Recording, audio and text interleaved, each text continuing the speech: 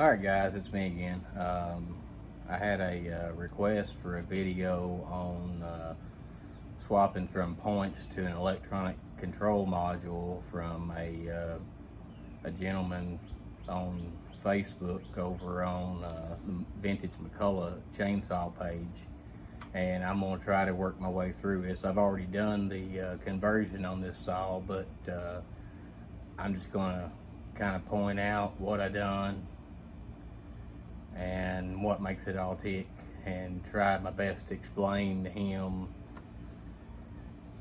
how to do this on his own.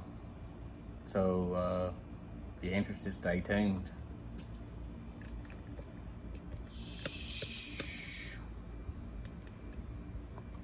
My vintage 1960 McCulloch 141, and it does have an electronic ignition on it now.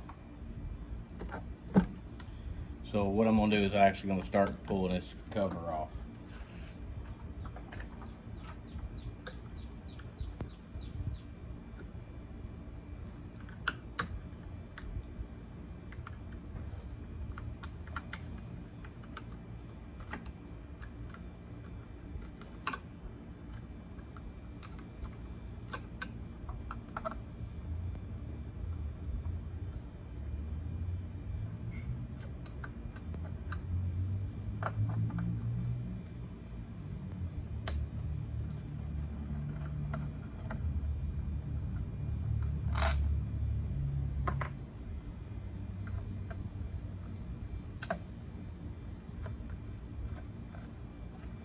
Four screws,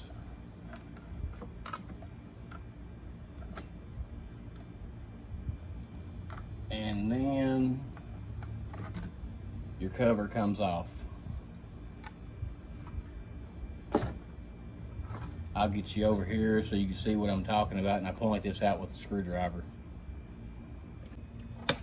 All right, so what we've got is we've got the standard ignition coil sitting right here. And my plug wire is actually a plug wire for an automotive application. It is a plug wire for a Ford truck, Chevrolet, anything like that. It's a 7mm radio suppression cable. But we're going to get to the good part here, which is the electronic control module. Sitting right in here. All right, so what we've got is we've got these two wires here that goes on this control module, and I'll try to get you moved around here so you can really see this module. All right, so what we've got here is the electronic module, and it's got the 2-terminal version. One terminal is a ground, which is this one, and the other is the supply going to the coil, which is this wire right here. Let me pull the plug wire off to show you.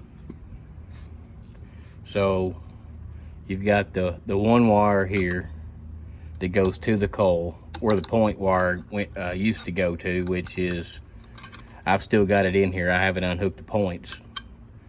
They're still in here, and they still halfway function. But there's the original wire that goes to the points.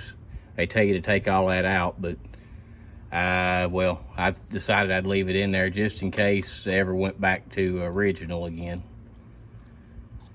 So I just tucked it in there out of the way. So we got the module, and then got this other wire here, which is a ground wire. And you just ground it to the wherever you mounted your chip to, which is right here for me. This head gasket, yes, 141 McCulloch has a head gasket, so it actually has a removable head.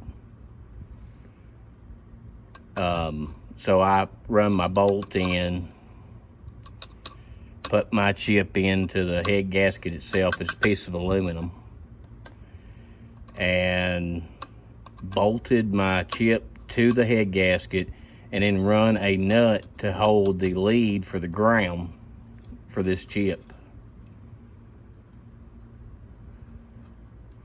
and just took all the wires up out of the way. If you don't have a hole there, you don't have the head gasket, you can drill a hole anywhere inside this housing and run a bolt and do the same thing.